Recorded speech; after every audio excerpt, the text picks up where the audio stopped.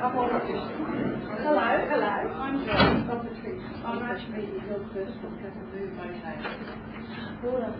Yes, bottles of water here. I'm just there's no rubbish bins in here because we're not meant to have food and drink in here. So it's starting to remind me of a aeroplane cabin on a long haul flight about the 19th hour in. Every room I go into there's styrofoam. Shut these out.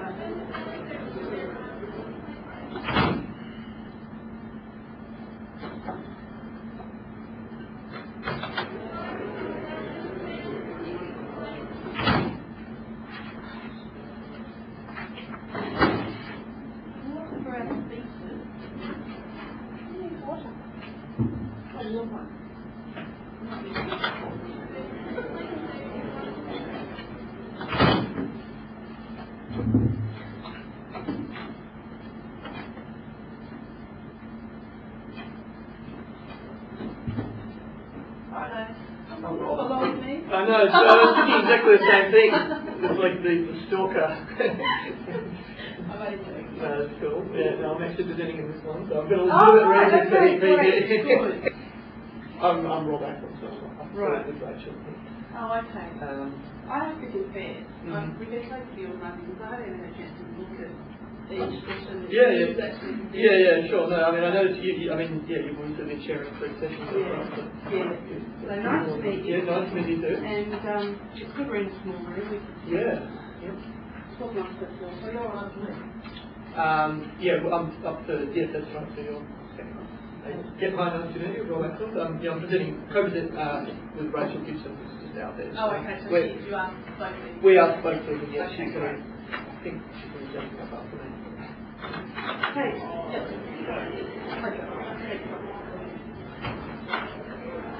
Now we've got 24 minutes of paper, and I'll wave loudly at you and say, Yeah. you know when you've got one there. And depending on how we've got 20 minutes of paper. And I'll gesticulate at you, you've got 5 minutes and then 1 minute to go. Depending on how many people we come, then you can launch settings, so you might but if it's just real I'll calm everyone down and get everybody well, there is some red paper and and if you all got technology and this is loaded, right? I've seen my update. You know it's there. Well, hopefully we won't have any explosives on the inside. I know.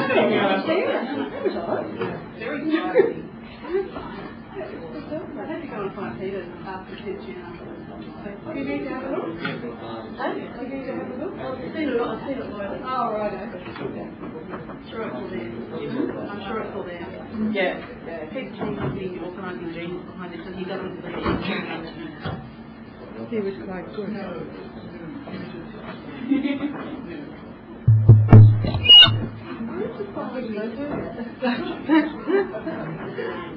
Somebody will just follow you there. I keep seeing him on my Larry is one of them, Bruce is another one. I'm the timekeeper notes. Well, we might get going. Otherwise we run out of time. Yeah.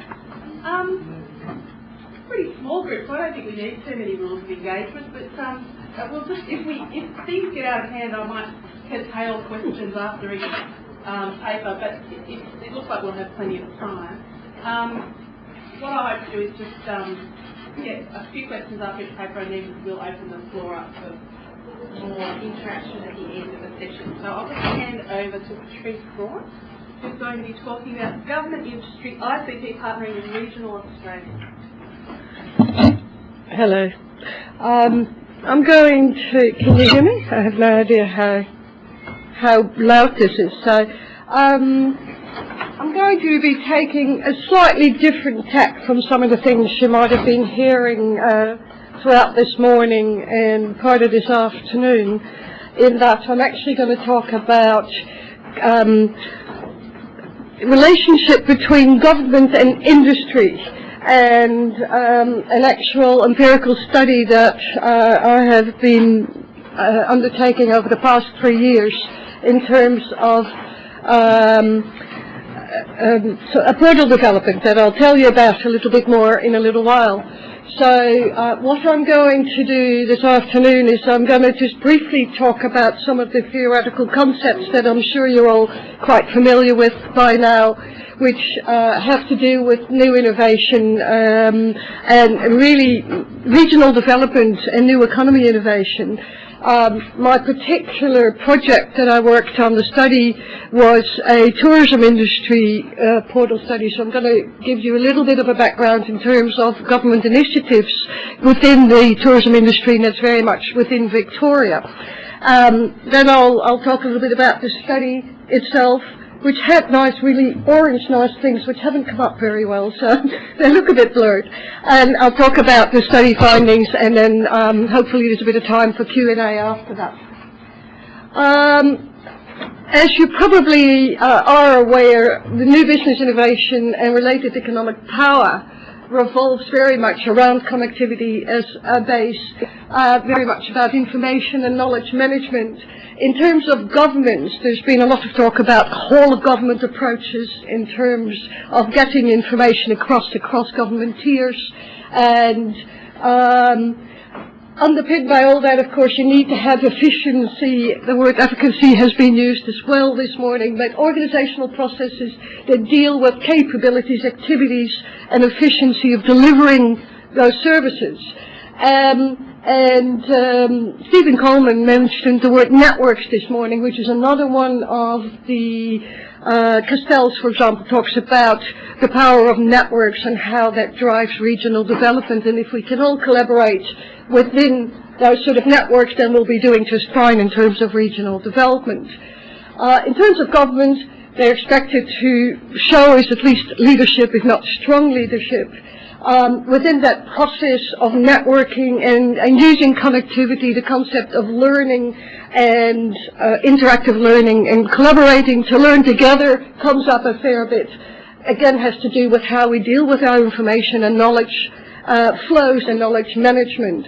And within all that, we need to also be able to be flexible, and we need to be open to change. Now, if you put all that together into an e-governance package, which today I will not go into the philosophical debate of what it actually means. In this particular case, I'll just hope for you to take my meaning of saying it needs to deal with getting all these concepts together and being efficient in the process.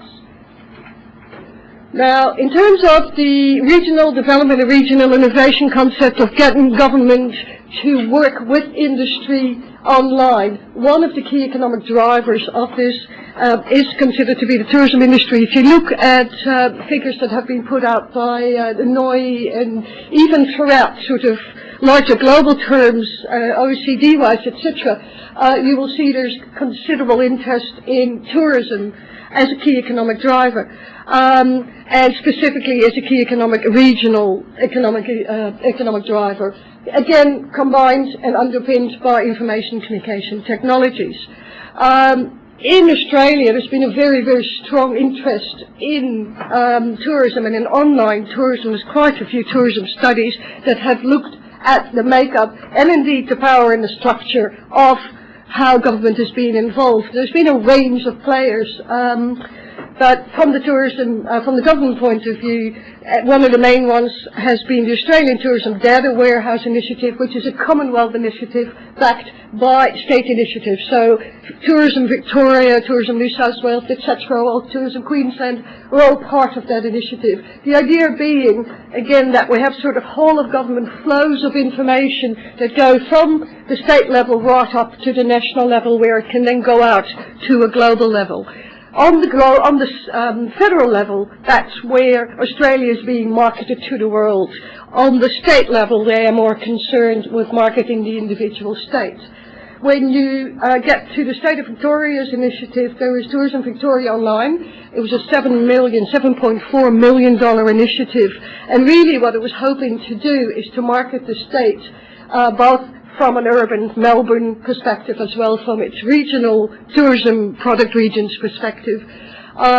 it spent a lot of money, and there hasn't been a whole lot to show for in the process. It took many, many years, and it was a very painful piece of development. In the meantime, a lot of the regions and the regional marketing bodies, which are semi-governmental bodies, said, we can't wait for this initiative, we'll just go ahead and develop our own initiatives.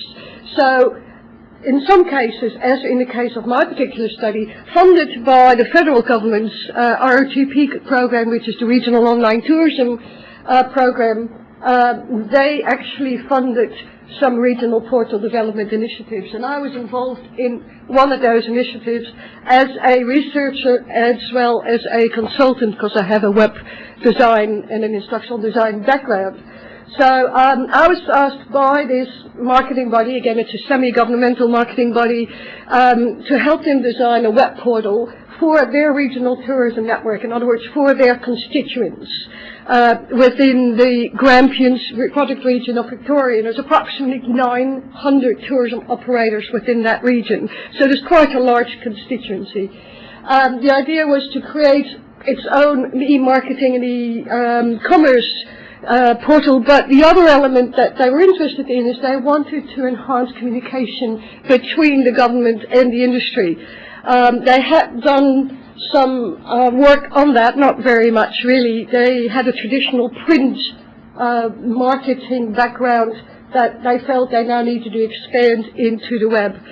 When I was brought into the project, I felt that it really wouldn't be right for me to go ahead and just impose a model upon them and say, here's your portal. I wanted them to own that, and I wanted the constituents to feel that they were stakeholders when they're in this portal and they should actually work with me, rather than me just sort of, dumping something on them.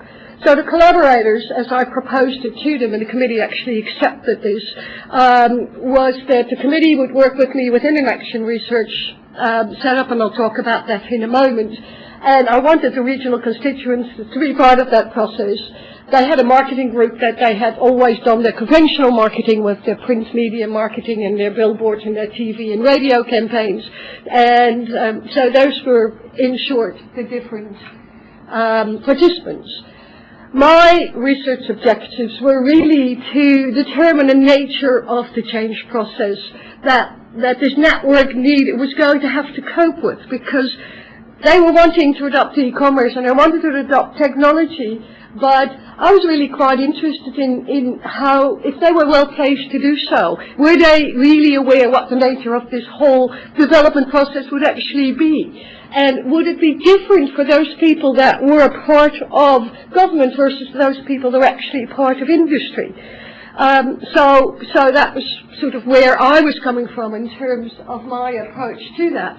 Now, action research is very much a collaborative type of approach, and in the sort of vein of collaboration being the tool that was going to bring it all together and we were going to be happy forever after together, that was what I approached. Of course, there was a body of literature that I based this on, which certainly was part of the innovation literature I looked at. In this particular case, Rogers' diffusion of innovation was one of the things I looked at. And there were regional development literatures, such as Morgan, that I also brought into it, because a lot of this has been done in Europe.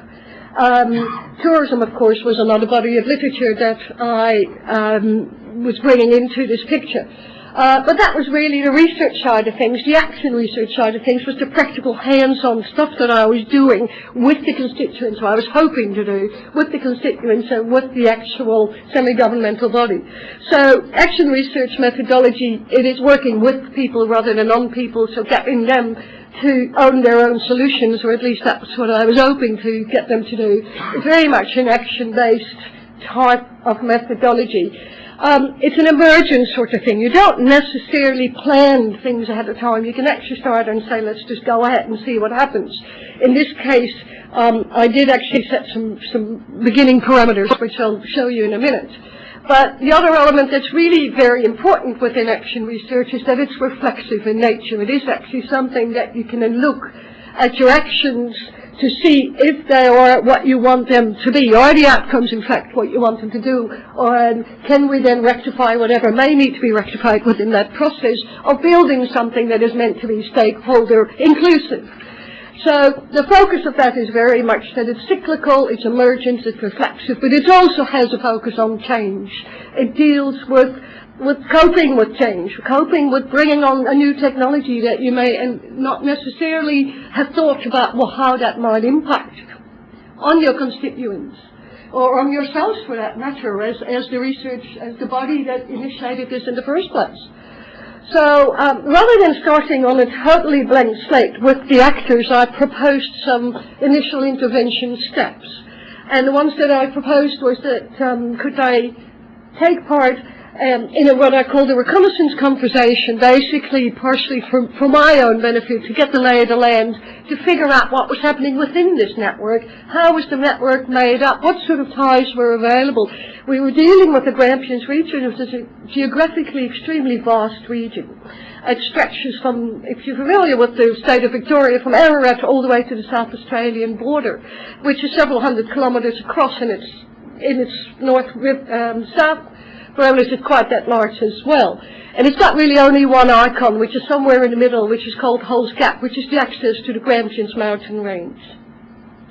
So I needed to get a bit of a lay of the land of what was happening within that network.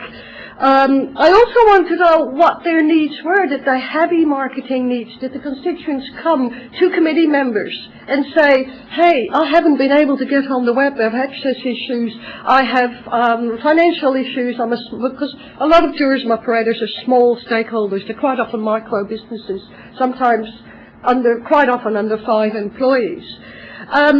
And once we had some portal needs sorted out, that would then be brought together into a design where they actually would say, hey, I want me to be represented, or I want my sub-region to be represented in a certain way.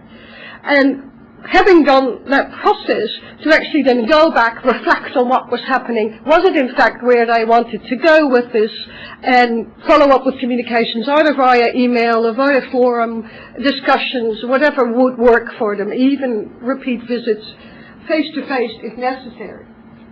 So that's what I actually proposed. Now, some of the anticipated benefits of putting this together in terms of the stakeholders was that it would help them facilitate the adoption of technology, specifically for small businesses unable to take these quite complex steps by themselves, partially because, again, they might not have the time or the resources or the ability to do so, but also, of course, increase that regional visibility and get some sort of global presence on the web, get transaction efficiencies, business-to-consumer efficiency, so it was aimed at that.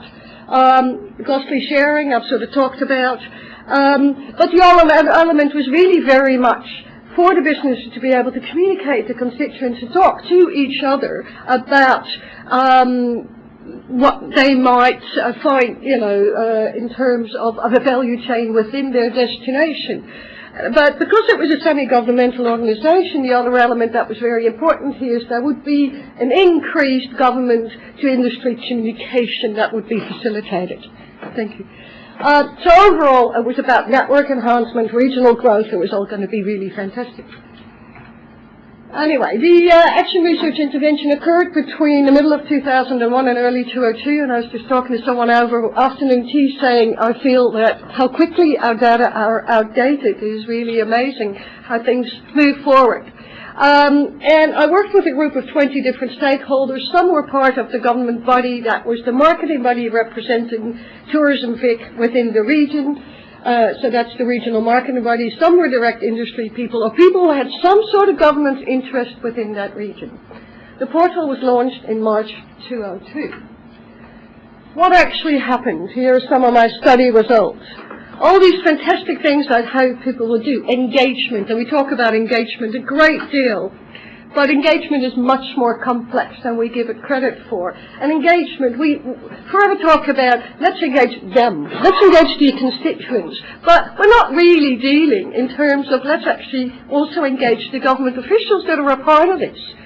And what I found was quite a lot of them said, oh look, that was a great idea, but sorry, we haven't got time for this, don't bother me. Leave that, they will talk to you. Saying, well, hang on, but you're part of this process. And they go, no. Anyway, they had very low engagement in terms of the entire process.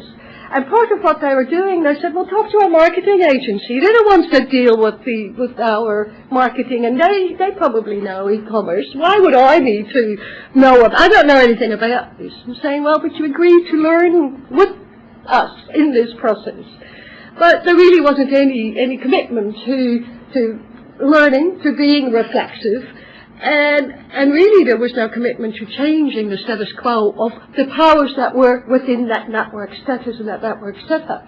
And although they wanted to include their constituents, they really didn't say to me, oh, look, why don't we go out and set up something within each of the sub-regions to talk to each of the industry groups? They'd say, industry wouldn't have time to talk to you. Well, no, we don't really think we should do that.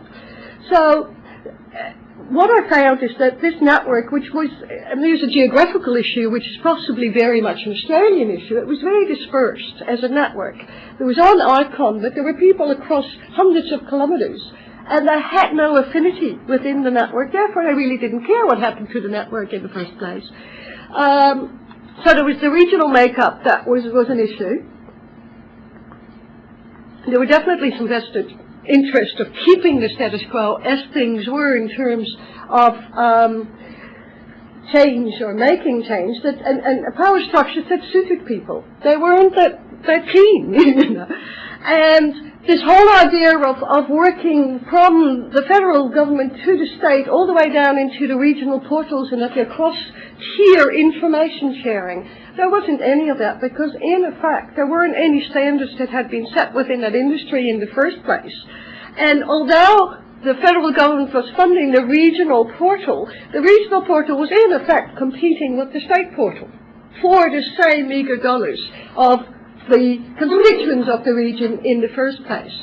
So there was very much a lack of collaborative and strategic thinking, if you will, across those horizontal and vertical tiers. So if I look at, in terms of actual adoption, institutional actors, those that were connected to government departments, those that were local government tourism officers, for example, they were markedly more connected. They did have access. There was definitely a digital divide type of thing here. And they used it for information sharing. For example, there would have been someone from Vic Park on the committee. She's saying, oh, absolutely, all of my emails with Vic Parks, or all of my information sharing with Vic Park people is via email. And I said, well, do you talk to the actual constituents in the region? Oh, no, we do that by phone or by conventional mail service. I'm saying, why? They're saying, oh, I don't think we're there up to it yet, and that's how the government department works. This is how we want to do it. So they just hadn't made that change yet. And within that whole setup, industry, of course, had private access. There were some access and cost issues there as well. So there are many contextual factors in existence very much prior to the whole portal development issue, such as access that I've just discussed, the infrastructure, but also the knowledge, the power, the skills, the trust in government. A lot of the industry actors that I managed to speak to say, oh, look, we wouldn't never really want to sort of be part of that because that's them, the government. So there's still very much that divide between the government. Now, I don't know if you can see this very well, but I guess it's sort of giving you a bit of an indication where things were at now. This is obviously about a year or so old. But top-down had progressed, but that very much progressed through email. And grassroots had started to adopt email, but they really hadn't gone down on what I would really refer to as a paradigm shift in adopting an e-government and ultimately an e-business paradigm in this particular case. Because if you look at it from a continuing, top-down was ahead of the grassroots, but overall there's very much still a digital divide, I think, to be seen even between the institutions versus the industry. But that no actual paradigm shift, as far as I'm concerned, has occurred in terms of adoption of RCT technologies. If you think about it not just as one single technology, which is just email, it's a cluster of technologies, which is the way I would approach it. So we're a long way from where we would want to be. Thank you. So if we look at some of the change barriers, and change was, as you remember, perhaps one of the issues that I was very much interested in looking at what needs to happen to bring some of these things together. Really, the portal initiative was a top-down initiative, and it was very much technology-driven. In terms of the government people that I worked with, they did not consider it truly a vehicle that could enhance their relations with their constituents within that particular region. And the constituents, they weren't sure who to go with. They weren't sure if they should be part of the state portal, if they should be part of the regional portal, perhaps they should go to a commercial portal. They couldn't see the benefits, partially because they hadn't advanced to the e-commerce level, so they weren't sure. But there wasn't any communication, which is the key here, really, that showed them why they would want to be there in the first place. So they were left to cope with a lot of confusion and a lack of trust and no sense of belonging in the first place. And that smorgasbord I talked about a minute ago. And really, if you talk about, has the government any business in starting this targeted initiative in the first place, in a way they weren't very well placed because they didn't have the skill base to establish something that would have added some value for the constituents in the first place.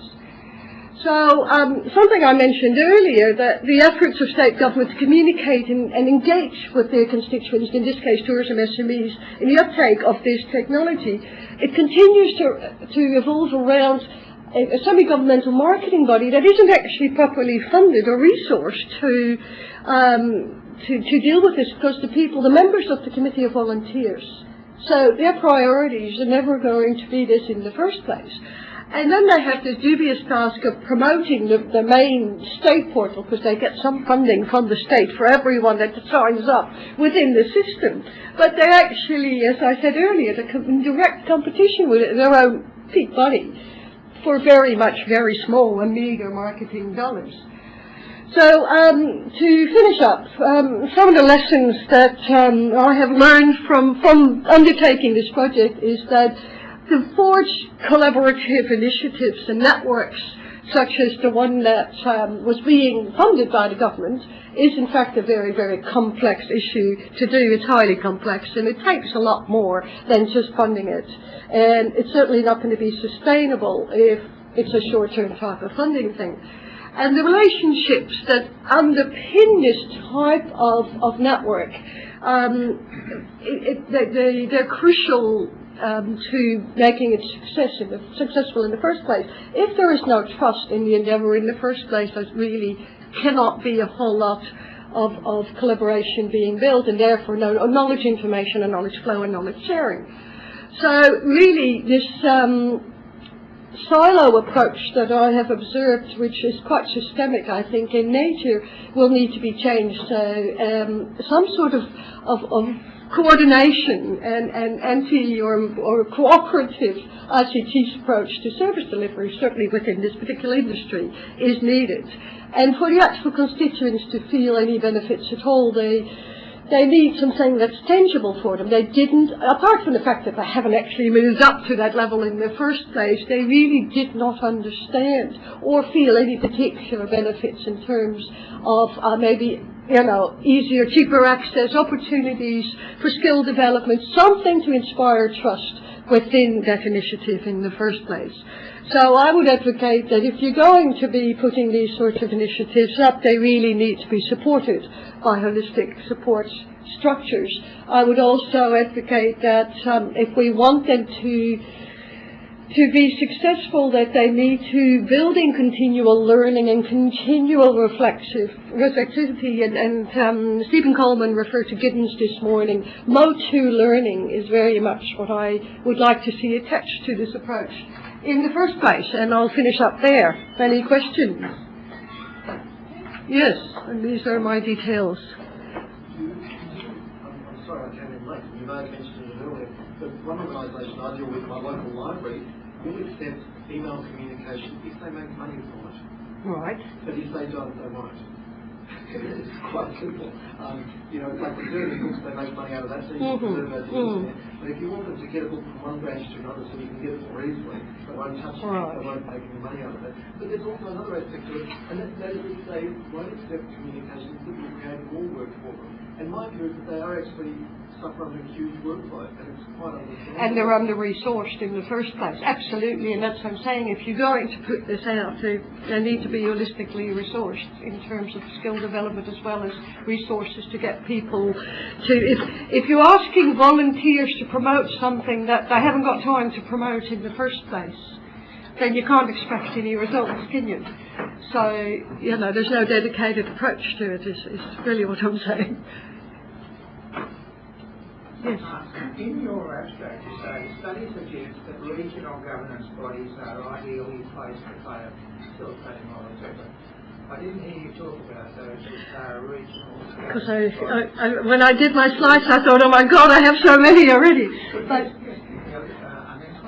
well, look, I think if we look at how they're currently structured and what sort of, they've been given that sort of devolution power of going out there and bring in and form networks and create regional development, but they aren't resourced. So I think if they were resourced and they were offering some skills, and they could, for example, do that by linking to regional institutions that might help them to find ways of, you know, what actually engages small business, where do they need the help?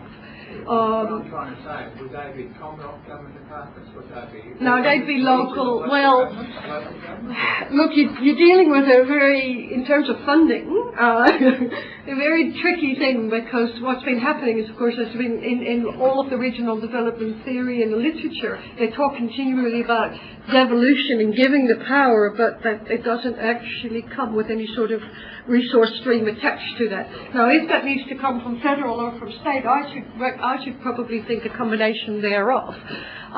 Local government generally is not in a position to fund this, yet they are continually giving more and more things to do, if you will, to make things like ICT adoption happen. I haven't a magic formula, unfortunately. I think it's probably very region specific as well, because some are more resourced than others. If some of those tourism dollars that currently like the marketing dollars that the state collects at the moment goes to market, to state, and that predominantly means it goes to market Melbourne. Therefore, regional and local tourism operators say, I'm not putting any money into it because I personally do not benefit. There's nothing that changes within my infrastructure. So perhaps that would be one element to look at in part of the larger plan. I'm going to blind it up. Okay, thank you. We can have more questions at the end if we've got time. I'd like to introduce Kate Sutcliffe. And Kate, is Margot here? No. Oh, okay. And is it still a joint session? Yep. So Kate's going to be speaking. Sorry, I'm multitasking now. Great thing to do at this time of the day. That one? Yep.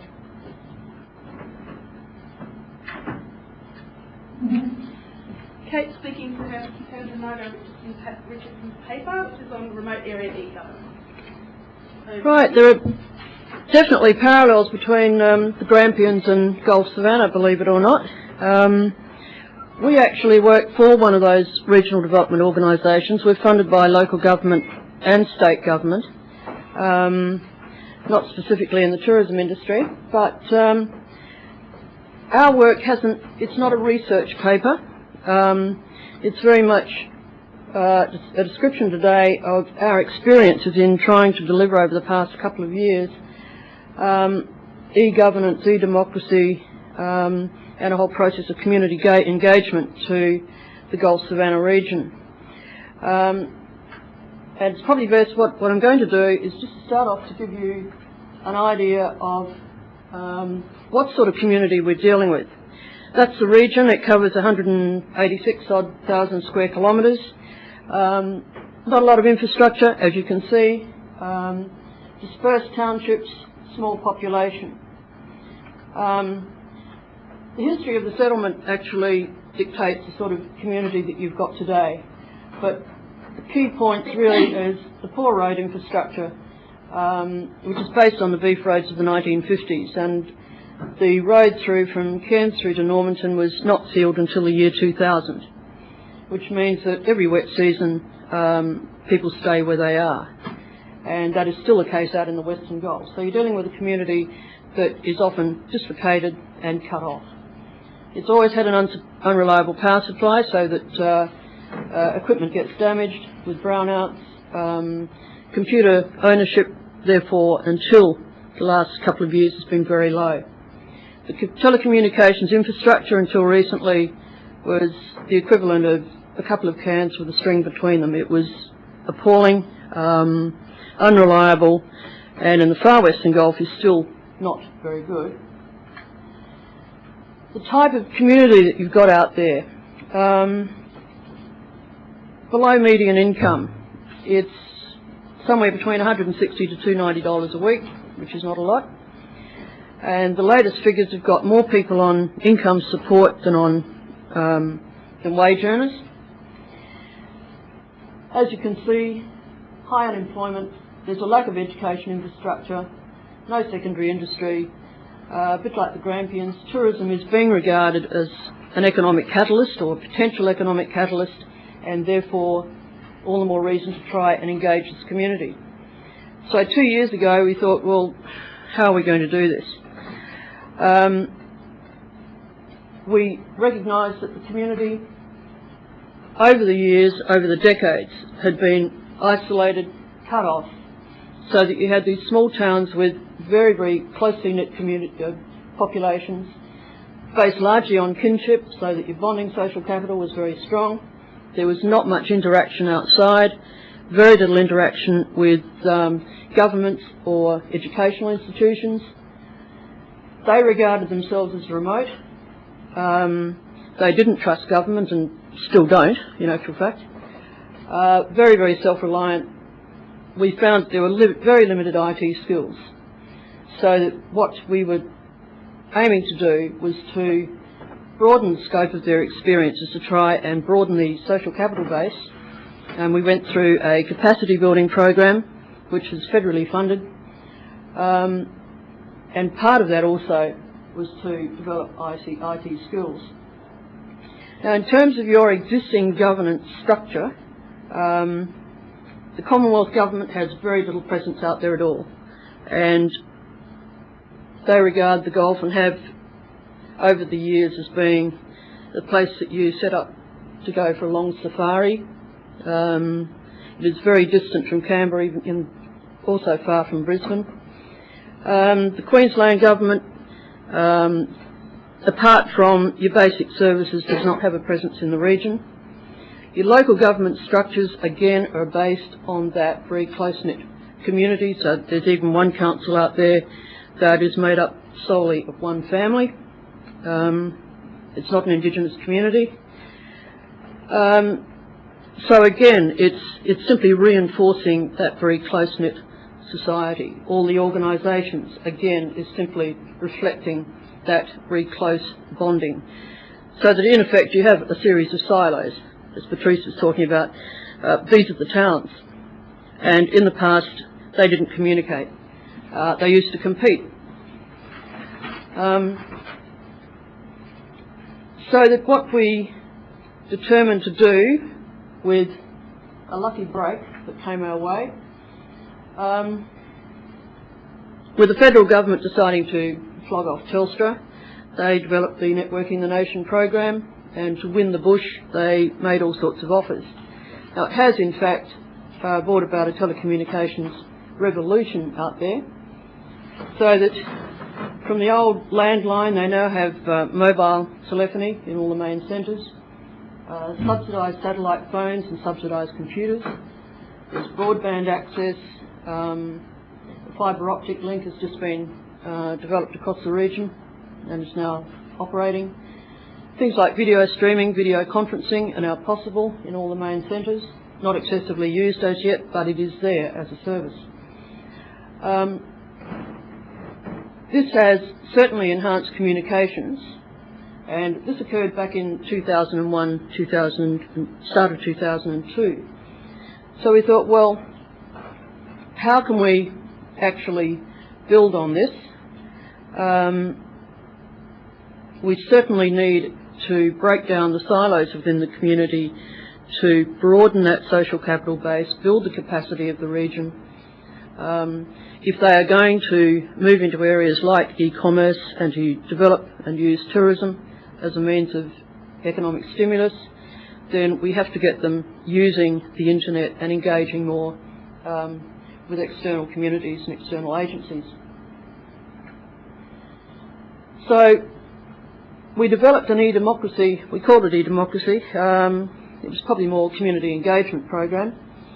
The objective of that was to try and overcome this tyranny of distance and to broaden that social capital base. So we worked with the Queensland government and we built on the Queensland Community Engagement Program, used that as an example, and we have been referring people through that process. We developed an interactive web portal which they have started to use. It's been a very long, slow process. I was saying to somebody at lunchtime that every so often we get somebody else logging in and wanting to participate, and we sort of grab them and say, we've got one, we've got another one. Because to begin with, there was a lot of resistance. Nobody really wanted to use the web. There was no sort of tradition of using the internet, so it was a brand new experience for these people. So we ran training programs. Again, this had to be on a one-on-one basis because people did not like turning up to large training programs. I think, again, that's an element of trust, getting to know the person that you're dealing with. We were also encouraging networking between communities, and again, it was with federal government money that we ran a capacity building program and ran a series of small community workshops. By these processes, the silos started to break down. People recognised that they did need to communicate beyond the boundaries of their small town. They actually started communicating together. In terms of tourism, they have decided that they want to set up a network right the way from Cairns across to the Northern Territory border to try and link all the tourism operators. And that for us was a huge advancement, actually. But one thing that did crop up during that program was that there was obviously a huge digital divide. There's a divide anyway between the people within small business and those that simply will probably never own a computer. And so that was something that we thought we would have to definitely take on board. We thought we should look at, if you're going to be introducing this type of thing, to look at some sort of risk management process. It's not only a digital divide in terms of the economics, but also in socio-cultural areas. 50% of the population would be Indigenous residents. We felt also that you would have to avoid creating gatekeepers, those few people that do have computers who might then control the knowledge. And in a small community, we have found that that can happen. And it's something, again, that we've got to take into account. The obvious thing also is the availability of resources to keep this up. And so far that we've been lucky with support from the state and the local governments. The other thing is resistance to change, and we're finding that with the local government bodies, they are not really receptive to change. They're very suspicious of something called e-democracy. They feel that their communication with their constituency is adequate enough without adding to it. They can go down the pub and talk to the bloke next door anytime they want to. This, again, is something that will take a lot of time to change. They're still very isolationist in their views, and that's something that we feel that we've really got to break down. Because, in fact, with the telecommunications developments, they're not isolated anymore. It's still a long way to drive. But, in fact, they can communicate. The small business people are picking up on it, but certainly there's a huge body, there's a group of people out there that we do need to target. To do that, we got state government funding to look at a technology survival skills project.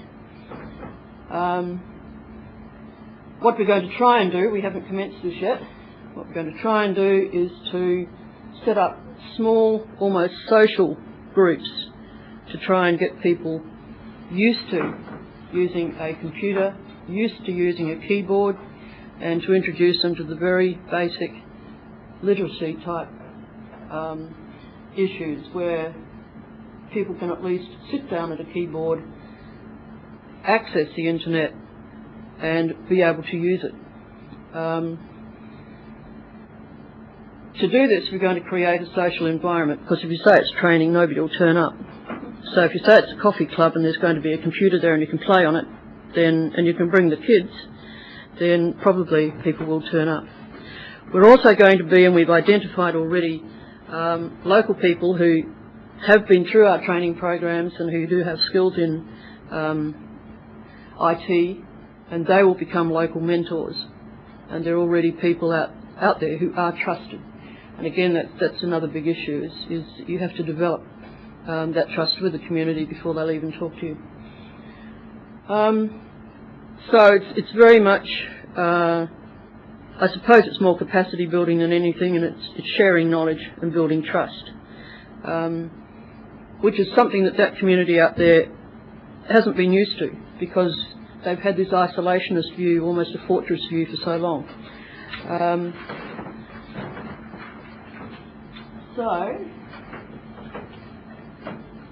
the reasons that we're pursuing it, and it is a long, slow process, we've got to break down this isolationist view, because it is a barrier to change if these people are going to be competitive, and if we're going to have them contributing to the region, then we need to have them playing a part. By the same token, it's no longer too far away for governments not to deliver services, because the isolation has in fact been broken with use of IT and telecommunications. So that for the government officers who used to say, oh no, it's too far away, I can't drive 900 kilometres out there and get back, that's no longer an issue. So that is something we can hold at government as well, and that is starting to work. We do have regular communication now with emails from government departments on certain issues. We have a regular communication on that basis, and that is starting to deliver information to the region, and it's also enabling, through our web portal, interaction between the community and the government offices on policy issues, whether that be health or whether it be roads, training, education issues, and that is starting to pick up. And we're finding that if you can get one or two people in the community who do become involved, then the others will learn by that. But as I said, it's a very slow process. So from the next stages, we're going to be working with the state government. What we would like to do is look at a community forum to have it as a trial, and to use that, the state government community engagement program. We're certainly going to be looking at local mentors to spread the use of the internet as a communication tool. We also want to involve local representatives and get them more involved in this whole e-governance process. There's a greater reliance on the web portal and on email, so it's almost a process of osmosis. People are getting used to using that. Continuing to build the social and economic capital, and also to link the e-forum and our whole process to the regional development work that's going on, so that people can contribute to the whole regional planning process. That was it.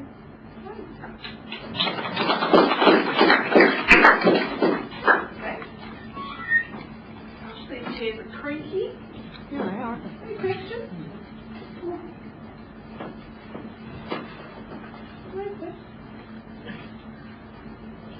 Well, I'll ask the question. Good on you. Have all of these slides.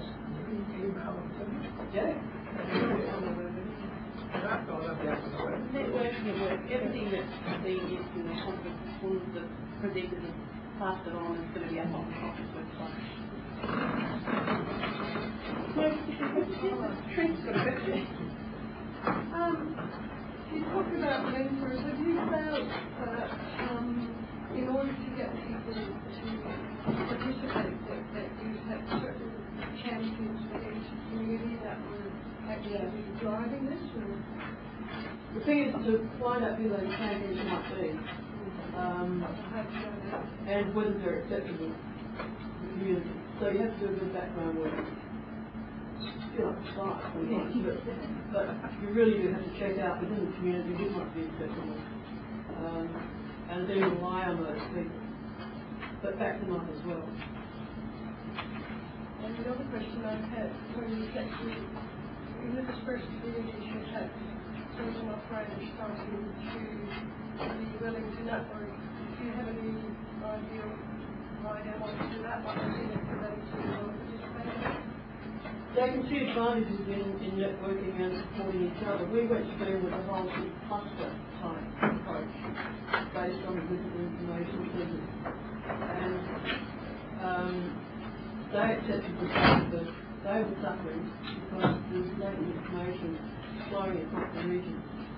So that all the VICs have agreed to cooperate, which is sound to me that they did. And they've agreed to set up this cluster. But that's the VIC, so visitor information centres versus the individual. And the individual operators. Yeah. So, that I think, if they can really keep that momentum going, that's a big catalyst for small business development, because the thing that's going to keep these small business going. Certainly I'd say that there's quite a bit of apathy within small businesses, partially again because they haven't got the time and resources to be in there in the first place, or that they haven't understood that they are part of a larger customer, if you will. Yeah. And they see themselves as individuals, so they don't identify necessarily fully Americans that they don't know that region, and then say, well, we don't want to be a part of it. So we think it's across quite a geographically dispersed region where you're talking about, so it's quite interesting. Yeah, well, it's taken us 3 years to get to this stage. Actively Because initially they'd say, no, I'm at their stage, I'm not involved in tourism. And is that still being funded? Yeah. So now we've even got the butchers and the cafes and everybody that's located in tourism. It's taken 2 years to get to that stage. And you continue to be funded? We're doing a lot of this from our internal funds, from local government sources. So we grab money wherever we can. Yes, which organization you work with? You volunteer or It's a not-for-profit organisation called Savannah Development, and it's funded by the local government bodies and by the state government. you are based in that area? I'm based in there.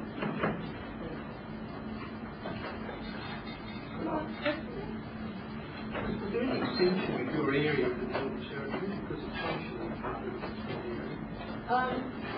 There is one of the roads, the main road that goes right across the border of Savannah Way, and there's a steering committee comprising ourselves, Queensland Government, Northern Territory and WA, which is looking at that whole North Australia development and the tourism things in the cluster right there as well. So yes, it does, and we have strong links for a In fact, your main regional centre is probably not interested. It's in Reading. It's not in Queensland. Probably our main regional centre is Cairns. And the next one will be perhaps Patrice. Because we have a very much a North Australia focus. We don't just look at the Gulf, well, in the second book, but really we're one small part of that whole North Australia. And one further question, half the visitors are Aboriginal. take up with the issues that we use. Very good. And that's where I think the business concerns about the gate business, because you do get a few people within organisations who control the information flow, and that can become a problem. But as yet it's very low. The IT take up is an individual community. And I think it will always be low.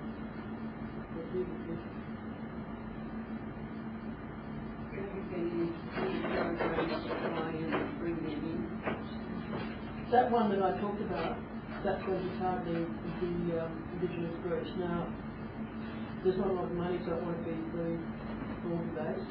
We'll be targeting interested individuals in the hopes that they will then go back to their community and say, hey, this is good. It's good fun. And we'll use it. There's a question over here, Kate. Indigenous languages do you have in your area? How many? Indigenous languages do you have in your area? And in your programs, do you have any policies for supporting those Indigenous languages through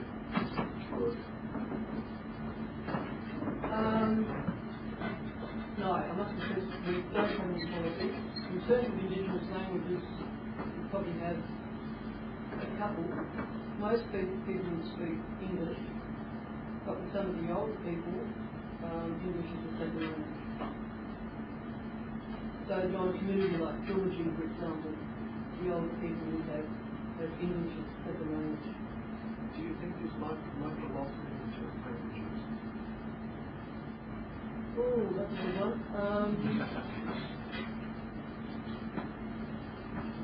I think the loss is going to be there, whether it's being promoted or otherwise. Quite frankly, I can't see that using the internet is going to increase the loss of Indigenous language. I think that process is already underway. Just looking at our region, use of traditional languages is really only common among the old people. And then in really restricted areas such as the Stormzy or Warren, where they're living in a town like Normanton, which is about 2,000 people, English would be their main language. I don't know if that answers the question, but we're not qualified really to deal with Indigenous languages, but I don't think the education department has any specific policies either.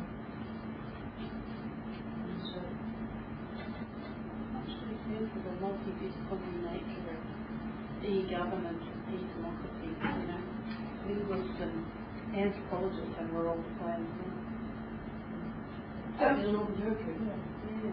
Actually, if I may, there was this one program that I did see up at Belko Island where they were using IT to train people in small business, very much training people at Belko Island about business practice and what small business meant.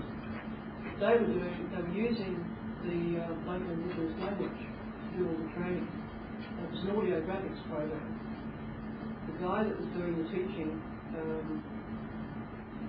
spoke the language fluently, and he was trusted by the people. But they were teaching modern economics, if you want to put it that way, in the traditional language, and using the traditional style of doing trade and business as the catalyst to try and show them how modern society was about trading, whether it's bringing flour into the community, where that flour came from, how it was made, and so on.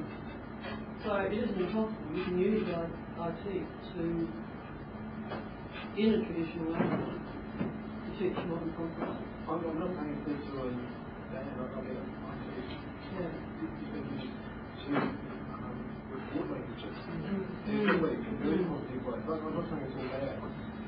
Yeah, that's just one example I know of up in that region where it has been used. No, don't be sorry. calculated. I have so many questions to ask you. I'll be able to get you out of the class. My God, I'm getting really tired. After the session, let's not do that. We might move on now to Robert Ackland and Rachel Gibson, who are talking about mapping political party networks. Now, Robert and Rachel have the second worst spot in the program. It's the last session of the first day. The only other spot that's worse is the last session. And we're making it worse by presenting 8 tables. Oh, that's dreadful. So we're going to do you feel like they're about to keel over with fatigue? get up and stretch. Anyone apart from me? Just give yourselves a bit of a shake, a bit of a slapping, get in the air, and let's do our darndest to give Robert and Rachel our full attention. I don't know if it was the two Ronnies who said, and now for something completely different. Was it them? I don't know. But anyway, this is something completely different, so that will work in our favour. As I said, this is a presentation where we've got quite a lot of tables in there, but we're not going to be going through every line of every table. We're going to be distilling and pulling out facts and things, so don't despair. This is... you all have handouts, but I also have copies of the paper in its full glory if people would like to get a hard copy at the end of it. My colleague Richard Gibson and I are from the Centre for Social Research at the ANU. It's a multidisciplinary centre, and I think this is a good example of multidisciplinary research because it's research which is where we're aiming to adapt methods that have been developed in information systems and computer science, primarily in the area of search engine technology, to an empirical social science research project. And moreover, while I'm sure some of you know Rachel and her background in political science, studying the use of by political parties, their use of the internet and the World Wide Web, I'm sure most of you wouldn't have any idea who I am, because I'm an economist, so this is another example of the multidisciplinarity. My role on this project is I have a background in statistics and econometrics, and I also have a background in programming, and so I'm working on, with Rachel, working on developing and implementing our research methodology, and it's being embodied in a piece of software that I'm actually the chief programmer for, given we don't have the resources to hire other programmers at the moment.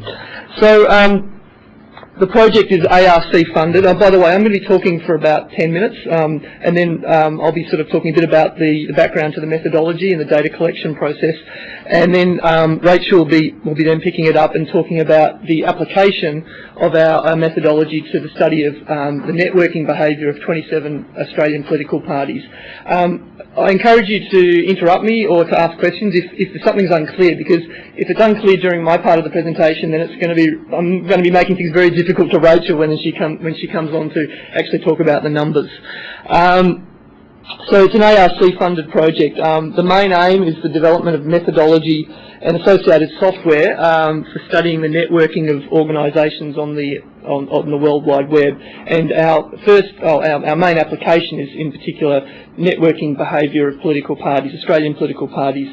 So we're using web mining, data visualisation and statistics, and we're actually drawing, as I mentioned, a lot of these methods from other disciplines, which have been developed in other contexts. But interestingly, in the information sciences and computer science area, where a lot of the technology for search engines is being developed, a lot of that methodology has been originally informed from the social sciences, the area of social network analysis and bibliometrics. So the computer scientists sort of took their lead from social scientists in developing, and then they used these methods to develop search engine technologies. And now what we're doing in this project, or it's an example of us sort of taking the methods and adapting them back into empirical social science research. So there are three aims to our research program. We're wanting to see how extensively parties are using the World Wide Web for networking. We're also interested in how parties' use of the World Wide Web, in particular their linking behaviour with other parties and other organisations, how that is leading to differences in visibility or prominence on the web. And we're also interested in the formation of communities, online communities, via linking behaviour. In the paper for this conference, we really only talk about the first we only get into detail on the first of those topics, which is how extensively parties are using the World Wide Web. So I'll turn to the methodology. The unit of analysis that we're using is web domains, or organisations as represented by their web domain on the web. So we're not using web pages as the unit of analysis, and that's a key difference between what we're doing and what computer scientists and information systems people do, where their unit of analysis is a web page, because they're wanting to find develop methods for identifying relevant web pages. What we've done is we've constructed what we're calling at this stage a political connectivity database, and that has two elements to it. Characteristic data, so it's information about the domains or the organisations behind the domains. And at this stage, the two key pieces of characteristic data that we have are the country code top-level domain and the generic top-level domain. So that's the .au and that's the .com. We're using these two pieces of information because we can pick them up directly from the domain. However, it can be extended to other sorts of characteristic information, but that's going to lead to people, human analysts, actually knowing a bit about the organisations behind the domains. The process of data collection, we identified 27 seed sites. So these are Australian political parties that had fully qualified domain names at the date of the data, when we collected the data, which was 18th of October 2003. And they had their own websites essentially, and they were operational at that date. Now, to collect the data, we started off with these seed sites. We sent, via this software that's been developed as part of this project called Uberlink, we sent web crawlers into those sites and found out who they were linking to, the unique sites that these 27 political parties were linking to. And through that we identified 254 new sites that are being linked to by the original 27 seed sites. So that leads to what we call the first ring set, and it's 1 degree of separation from the seed set, the original seed parties. And then we sent the crawler into those 254 sites and found out who they linked to, and we identified 622 new sites. So that leads to this first diagram, which is kind of like a dartboard.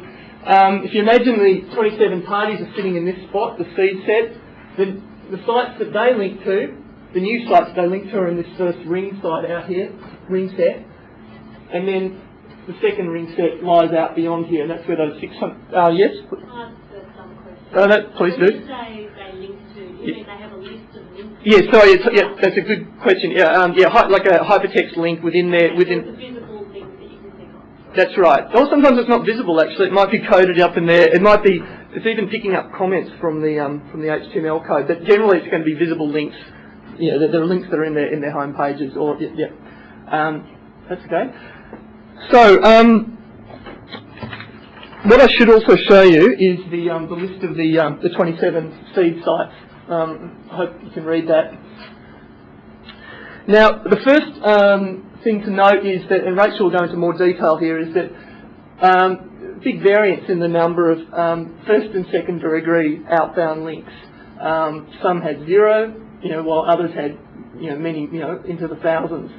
What we did was we wanted to, we weren't absolutely sure that for some of these parties we got an accurate measure of the number of outbound links coming out of their site, because it could be that the site was down when we sent the crawler in there, or it could be that they used fairly fancy web content like Flash Media, and the crawler that we were using at the time had trouble picking up those sites. So what we links when there's fancy content. So what we did is we restricted our analysis to 16 of these parties for which we could feel reasonably confident that we were getting accurate information on who they were linking to. The last thing I will just cover is just taking it back one step to this diagram here. Even though we did only two iterations of the web crawler, we can find links of many more higher degrees than just 2 degrees of separation. For example, the ALP is sitting in the seed set. We found that they linked to the Evet Labournet website, who then linked to the Green Left. But because we're also sending the web crawler into the Green Left, we found out they linked back into the Democrat Socialist Party, who then linked to the Scottish Socialist Party, who linked to the Mirror. So the data is actually much more complicated in terms of the linkage behaviour than you would at first think. Simply just, we've only done 2 iterations of the web crawler, but because, I mean, we actually find that we've got up to 11, a depth of 11 links in our data set, so that's quite interesting. I'll just quickly show you one final picture. This is something that comes out of the software that we're developing here. This is a cyber map that's been created for the ALP, and it shows in Uberlink we can actually manipulate this graph to find out exactly who the ALP is linking to. But you can see here that the ALP is up here, and this is an outbound link, and the Everett Labour website, which I showed you on the previous graph, is down here. And if we clicked on the Everett Labour Foundation website, that would shift into focus, and we would then find that links to these other sites, the green left, etc. So this is one of the features of the software is the development of cyber maps, which is very helpful for sort of finding out who's linking to whom. But we're more interested in extending that to actual analysis of linkage behaviour, and I think at this point I'll hand it over to Rachel, who's going to talk a bit more about the what we've actually found within our data set. Okay. Well, I'm just going to talk about some of the preliminary findings that we've drawn out of this political connectivity database on the Australian parties' links. So the tables that I'll show are also in the handouts that you've been given. And the tables are quite dense, so I'll try and sort of pick out the highlights, and then I'll refer you to some of the tables to look at later, or maybe if you have questions we can come back to that. But I think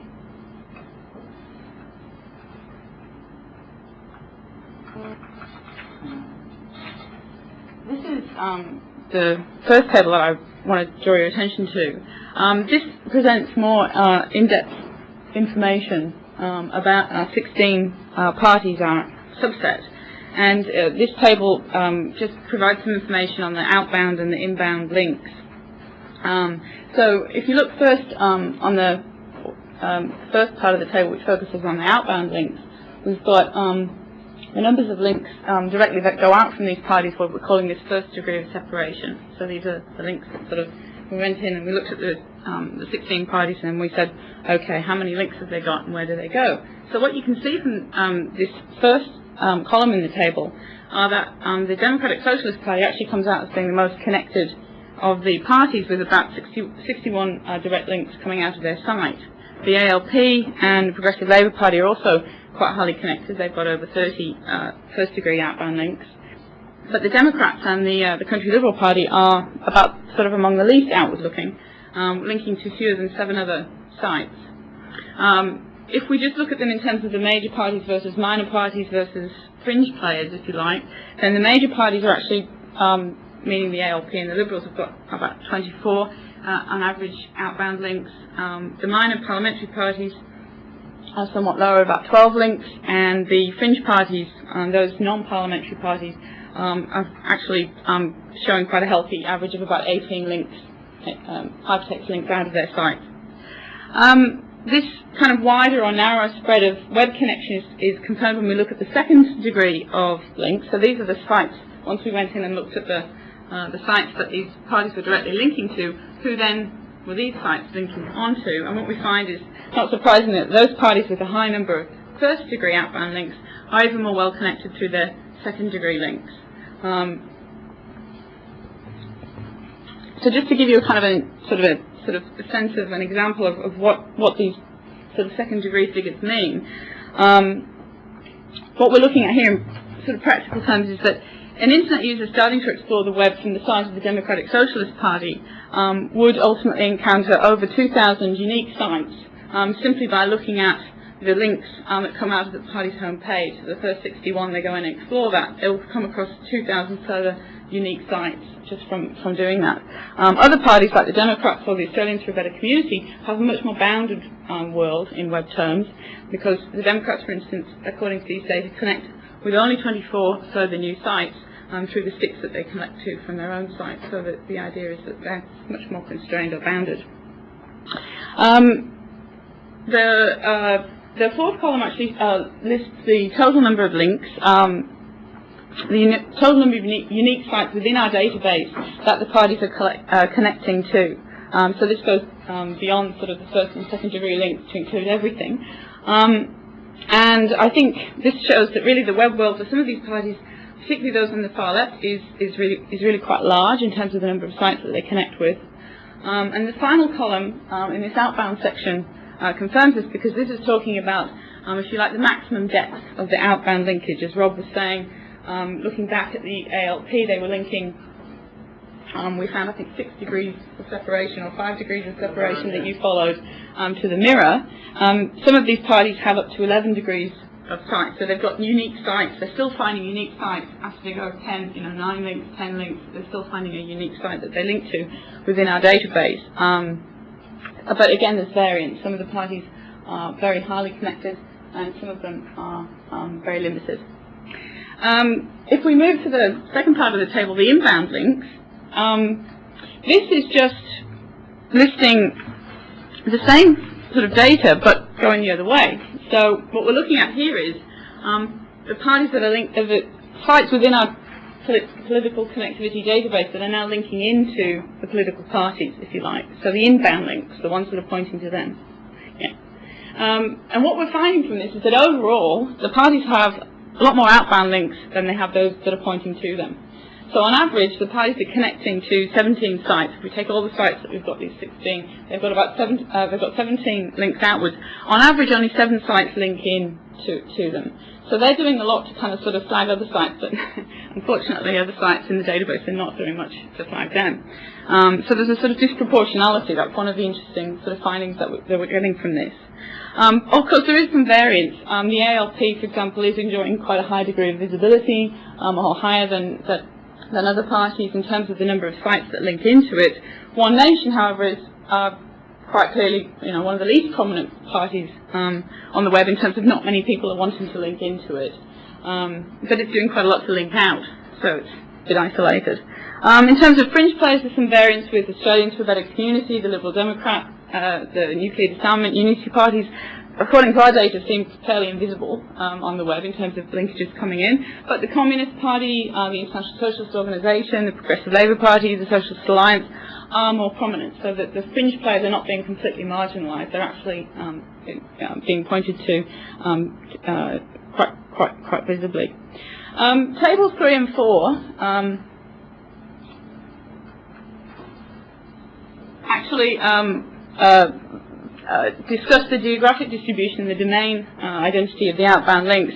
Just in terms of domains, these were the domains that we coded for the site. So we had anything running from .coms, we had .orgs, .edu, .ac. So I can go back to that if people have questions. But what we found, and again, as I said, probably what I'll do is just highlight the findings rather than go specifically into the table, is that on tables 3 and 4, we've got the geographic distribution and the domain identity of the outbound links for the 16 parties. What they show is that the parties vary in terms of the extent to which their sites are nationally focused. So when we went and we looked at the sites that the Liberal Party, the Green Party, One Nation are linking to, what we found was that some of them, the parliamentary parties at least, did a lot of linking to Australian sites with a visibly, they had the identifiably .au, and we knew from that therefore that they were linking to other Australian sites, and that's actually quite prominent amongst the parliamentary parties and the major parties. The non-parliamentary parties, it wasn't quite so common, tended to find they had more of an international or other suffix after the sites. In terms of domain, we also found that there was a strong leaning towards non-commercial sites, the .orgs. Again, amongst the parliamentary parties, it was quite pronounced. Among some of the fringe players, we actually found that there was quite a tendency to link towards .coms, which I think we found was the Communist Party was actually more likely to link to .coms, which is a bit of a surprise.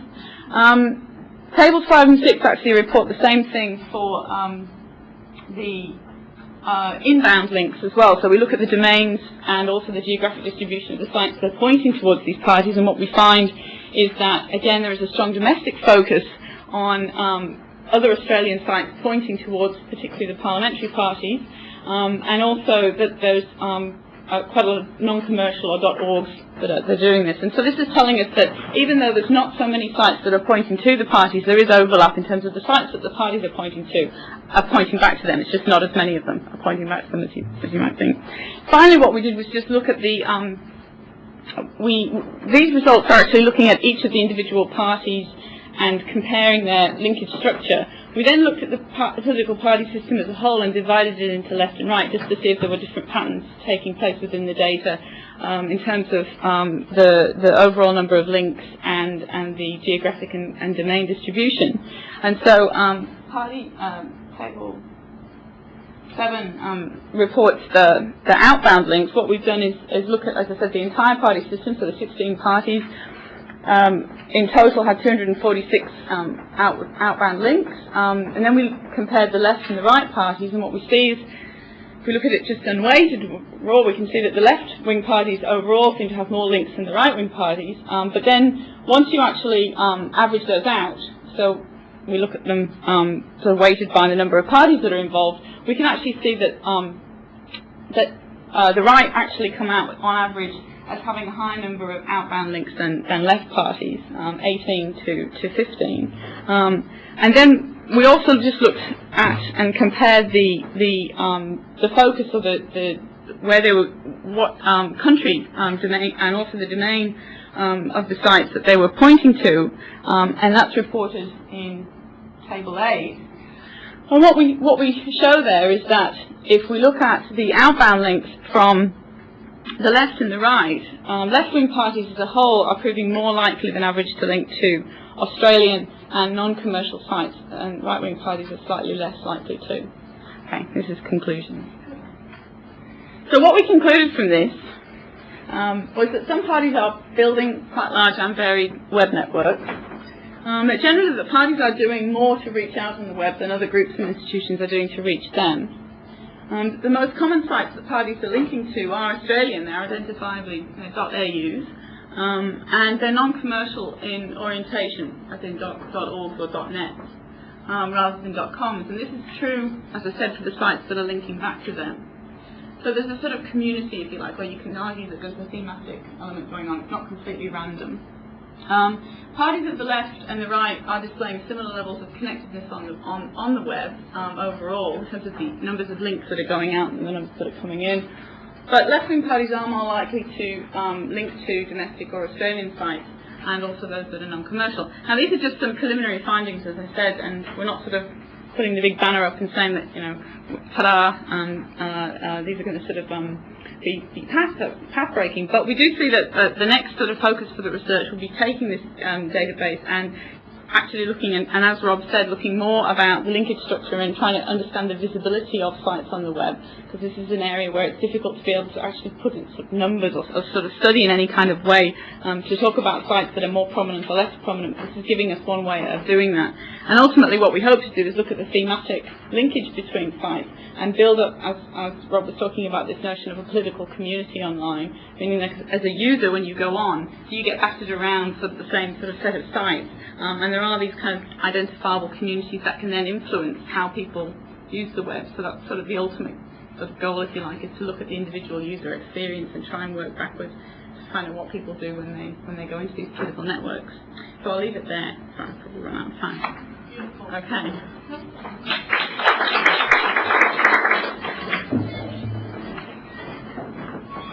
I'm starting to speak. Thank you for that. People got some specific questions? Here we go, the hands are up. We'll start in the middle.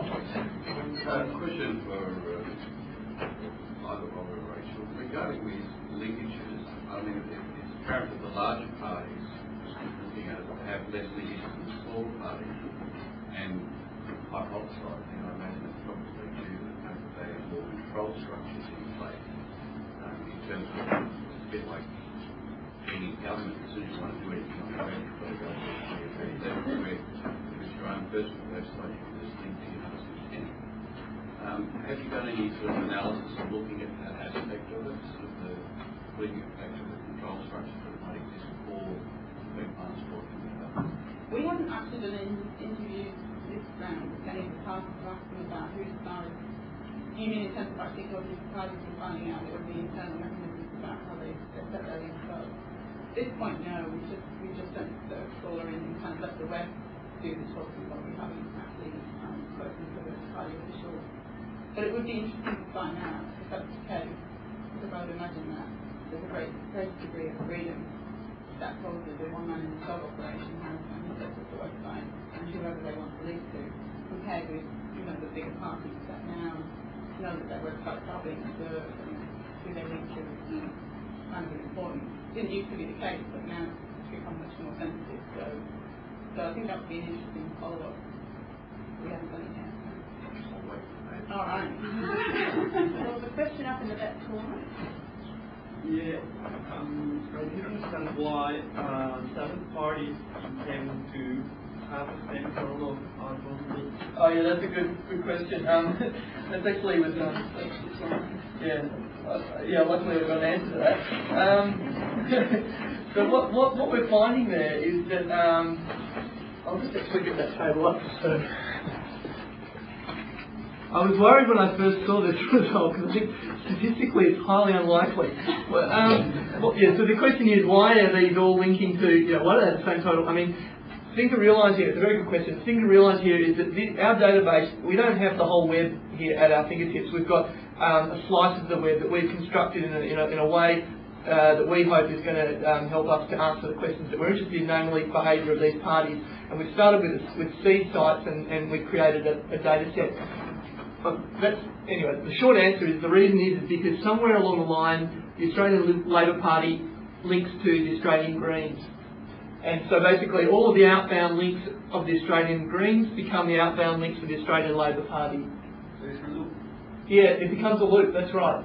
And it's so that's why in some ways it's not, I mean, up until this point, if we were getting the same numbers along the second degree here, I'd be kind of worried. Although you can find that if the ALP was linking directly to the Greens at that point. But basically, this is actually interesting because it's showing that and you might want to comment on this, Rachel, but it is showing that there is the connections between all of these sites where they have the same number of total outbound links. At some point, their web graphs or their maps are connecting up. So some one site's outbound links become the others further down the tree. Yeah. I mean, just to follow up on that, because that's the point, that the ones that have got the same numbers are generally the less sort of socialist kind of parties. So there is a thematic element that we're pulling out here by showing that there is this cross-linkage which is taking place between them. It's not random, meaning that there is, we're not seeing the same kind of sort of thing between unconnected parties. But you would expect at some point there to be certain links amongst these groups, and that's being shown up by the same number of being instructed. Yeah, so I mean these sites link to many more sites than their total number of outbound links is much more than what we've got. But in our process, it's bounded to be. We've got a bounded data set, and this is kind of reflecting the boundaries basically that by virtue of the construction that the process of construction that we've used. I mean, if we took this out if we took the caller in a third time, then we'd find that maybe these are not showing up, or maybe they will be, but yeah, anyway. Basically the same question. Oh, okay. But can I add something on? Yeah, sure. So if Liberal Party connected to Labour Party, Liberal Party would get the same numbers, isn't it? Outbound. Yes, it would. Yeah. On table 1, in a lot of that, Democratic Socialist Party is listed as right. Yeah. I mean, that's one of we've had that debate when we were talking about the Australian election study and how we're going to code it, and also the ICT. And there's a bit of a debate, but as far as I can tell from people who've been the PIs on the Australian election study, they found that it should be seen as a right wing rather than left wing. Yeah, I have more of a comment and a question. I think this is really fantastic and cutting edge. And I think one of the things I'm thinking about in my own research is how to understand the boundedness of organizations when they go online. And in particular, there's been a lot of interest in the United States about the lack of boundedness of the Howard Dean campaign. And this would be a way to quantify that no one has done yet. That's really quite interesting.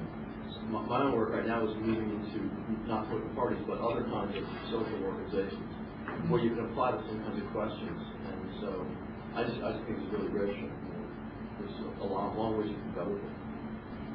Thanks, because that's one thing we are wanting to do is develop a methodology that we're testing out first in the political arena, but we hope to be able to sort of adapt it or open it up to other people to adapt it to other fields of research or other organisations.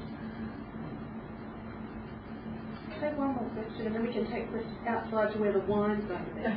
That sounds good. Just one very quick one on the process.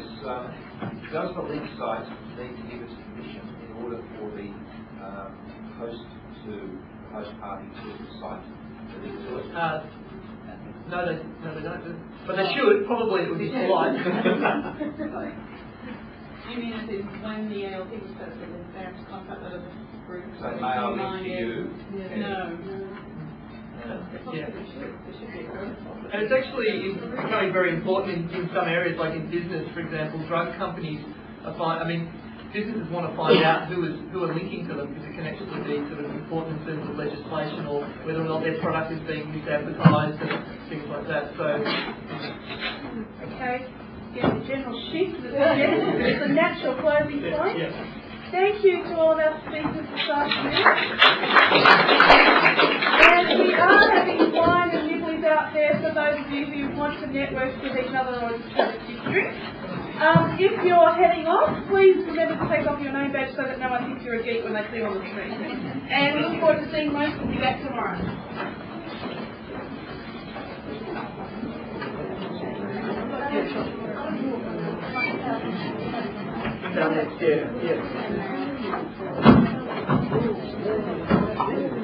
Thanks very much. Well, that's something that's even more powerful than the mutual link. No, we've only inbound links coming from sites that are already existing within our database. It's actually a very small subset of the number. Yes, that's right.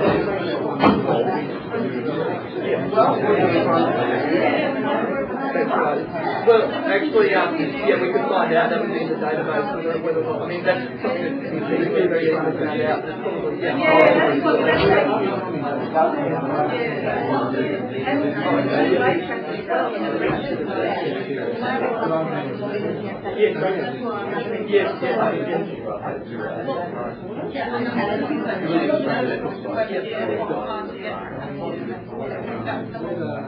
No, this is something that particularly a lot of work for that kind of but it would be interesting to know if they do. I think it just gets to the use of the software in monitoring sort of that's right. I mean, this is where we're kind of in some ways constructing samples rather than, and we're hoping that they're going to be representative or validating analysis. By no means are we ever going to be able to have accurate kind of count of inbound links. I mean, we can use augmented by using Google's database to find out they have a list of pretty function as well. And I'm done that. Otherwise, I think one thing that makes sense if we found these databases by looking at the outbound activities in the market, it's not like we expect to get links coming back in because we're working and effectively getting so many.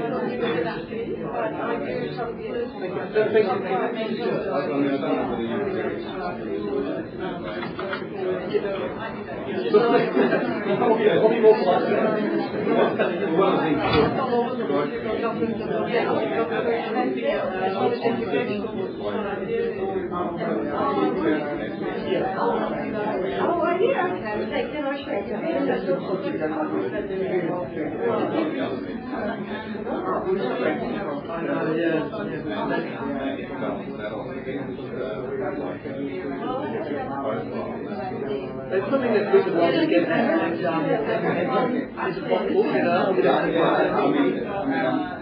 at the moment we're modelling the flow with the pipes, we don't know what's flowing down the pipe, so there's a link, we can assume that that's going to create traffic between the sides. But it may not. I mean, the traffic is going to, just because there's a link, there's going to be different in traffic. And this is actually something that, I mean, there are ways of getting at it. You need to get access to the web logs of the, or the web servers of the organisation concerned. To be able to measure traffic. They're not equivalent to there's one company that's it's called Australian company, I'm not sure the name of it, but what they've done is they set up a deal with all these internet providers. They actually get access to their web logs. So the internet service provides that information on their servers of web traffic flow. So they're actually accessing web server traffic flow information through internet service providers, and then they're using that to advise companies on how popular their site is relative to competitive sites and what companies are we'd love to be able to get a traffic flow, you know. Yeah. I've been thinking about that